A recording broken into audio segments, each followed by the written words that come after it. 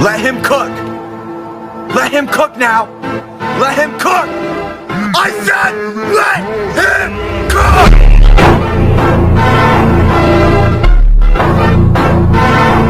Bro, who let Ron Hextall cook, man? Get this man away from the kitchen anyways. How's it going, everybody? The Penguins made a trade. Mikael Grandlund to the Penguins for a second-round pick. And before I even talk about this, they made another trade right before that to free up some cap. They sent Teddy Blueger to Vegas for a third-round pick and a prospect. I'm not even going to attempt to pronounce his name because I don't care. He doesn't look like he's going to make the NHL. Maybe he shocks the world. Peter Deliberator.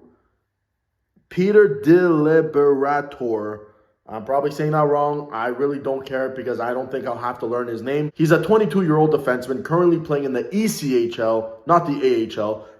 Again, that doesn't mean anything. He can make his way up. He can surprise everybody. But he's a former 6th-round pick. Like, the odds are really stacked against him. It kind of shocked me a bit, but I knew that it was for another move. It wasn't Ron Hextall selling. If anything, I liked it because you're most likely going to lose Blueger for nothing. Get that third-round pick and the other guy that might not make the NHL. You never know. Get those assets back. I have no personal attachment to these guys. If this trade was done maybe a year ago, I'd be very sad because I love Teddy Blueger. But right now, I really don't care who you're parting ways with from the bottom 6. Just improve it. Now, before we even talk about anything here, let's go back a bit right before the Teddy Blueger trade. And the biggest name that we've been hearing for almost a year now, Jacob Chychrun. I hope I'm saying the name right. I'm probably not. It doesn't matter because he's not a Penguin. He goes to Ottawa, and that one hurt big time because Arizona's asking price was insane. It was like 2 prospects, 2 first-round picks, like roster players. Like, it was an unrealistic ask. But at the end of the day, you knew the price was going to go down. And the fact that the final price is just a first and 2 second-round picks for a young defenseman who, again, is good, has potential, and is on that beautiful contract, you don't even attempt to acquire that, to me, is a big letdown. At the end of the day, all Ron Hextall wanted to do was just trade that second rounder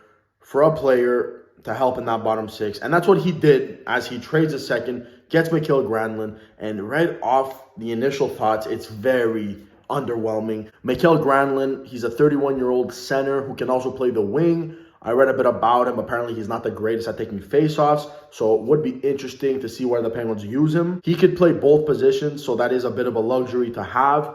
He's currently making $5 million for the next 3 years, this season and 2 more after this one. I applaud Ron Hextall for going with guys with term because at the end of the day, that's all he wanted, and I agree with it because why gamble with a rental, a guy that you might lose for nothing? Guys with term, you can always bring him back the year after that. You don't lose him for nothing. You get the best out of, giving up the assets. Granlund's advanced stats are not looking too good. Everything about him, 5-5 offense, defense. His defensive game looks really poor. The contract isn't the greatest, $5 million if the player is as bad as it looks. You don't want to be paying him $5 million for the next 3 seasons. And at the end of the day, he's not 20, he's 31. And if he's bad now, he won't be getting any better. But I don't think he's as bad as everyone thinks he is. That's my opinion right now. Because look, at the end of the day, he's on pace right now on a pretty bad Nashville team for 50 points. He had 64 points just last season when he was 30. If he can find that second win, this could be a really good addition to the already weak bottom 6. The main and most important question for me here is, are the Penguins upgraded with the addition of Granlund? I think the short answer is yes, because the bottom 6 was really, really bad. And all Granlund needs to really do is just provide that secondary scoring. Like, McGinn had, 26 games with no points in a row before he ironically gets a point the day he's on waivers. Carter doesn't do nothing. Kapanen was doing nothing. Blueger had 1 goal before his Tampa game. All these guys are doing nothing down there. So if Granlund can just go down there and provide some sort of secondary scoring, I do think this makes the Penguins better. I feel like Granlund could succeed with the Penguins. We just got to give him the tools, the weapons.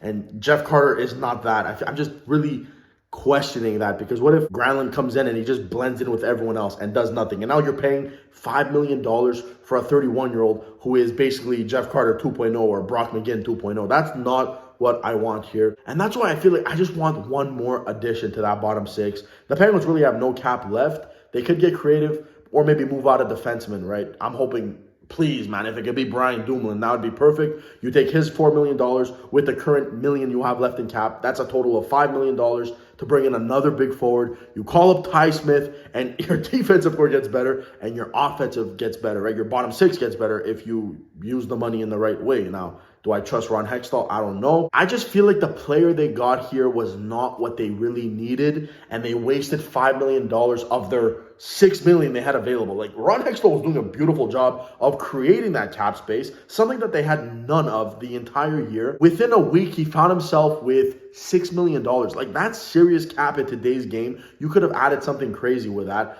And I feel like Granlund is not what they needed. But with that being said, it's what they got. And I feel like, you have to settle with what you have. And what we do have here is not a bum. I don't think he's a terrible player. I just keep looking at the fact that he had 64 points last year. I mean, that's not terrible. It just gives the Penguins more depth. It gives them more flexibility. This is also an experienced guy, being 31 years old. He's played his fair share of playoff games. Before I judge anything, I just need to see Granlund in a Penguins uniform.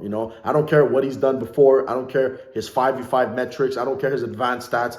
All that I do not care right now, because the deal is done. There's nothing I can say that will undo this deal. We always see players needing that change of scenery and they just go off. If this is what he needed, a change of scenery, and he's a great player, maybe he makes Ron Hextall look like a genius, because at the end of the day, a second-round pick is a smaller price to pay. Now, one more thing before I end the video. Hear me out. I have a little for fun potential lineup that I know they won't use, but would be kind of nice for them to try. I even tweeted this. It had a bit of mixed reviews, but I said, screw the whole Granlund bottom six thing. I'm like, why not put him with Gensel, Crosby, and Granlund on that first line? That excites me a bit more, because you give Granlund the best opportunity to succeed. You're not giving him no bad wingers, no nothing. Here, Crosby and Gensel, you have no reason to fail. And if he fails, then it makes Ron Hextall look like a real idiot. That allows you to spread out the depth. You move up Heinen with Malkin. Heinen had his best season last year playing with Malkin. And then you also give Malkin more help with Raquel, and Raquel is proven to work with everybody. He's made the Crosby line 10 times better when he's on it. He's made the Malkin line 10 times better when he's on it. He's the rare thing this season that's been perfect. No flaws. Everything he's touched has been gold. So yes, Malkin loses Zucker on that line, but he gets Raquel, who he does work well with, and Heinen can create a sneaky good second line there. Get to spread the depth and then create, I feel like, the best possible third line you can ever create with the current players on your roster, because you'll have Zucker, I'm hoping a Paling, who is sneaky good too, and Rust. But if you want to even throw Carter on that line, because I know they love doing that, you could do that. You're giving him an upgraded version of Kapanen and McGinn, 10 times better with Zucker and Brian Rust. Rust and Zucker are two hard-nosed, going to the corners type players.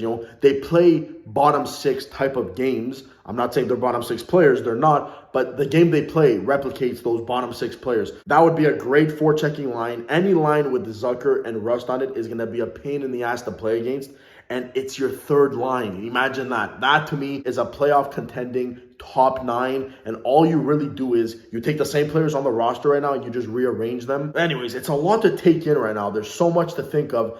Mainly, everybody thinks it's a bad move. I don't like to judge moves until the player has played with the new team. Maybe it works out a lot better than we think. And all we have to do right now is wait and see. So I'm going to wait. I'm going to see. I want to hear what you guys have to say. I'm sure it's going to be a lot of negative things. Go ahead. I want to read it in the comments. And as always, thank you so much for watching. And, I'll catch you guys in the next one.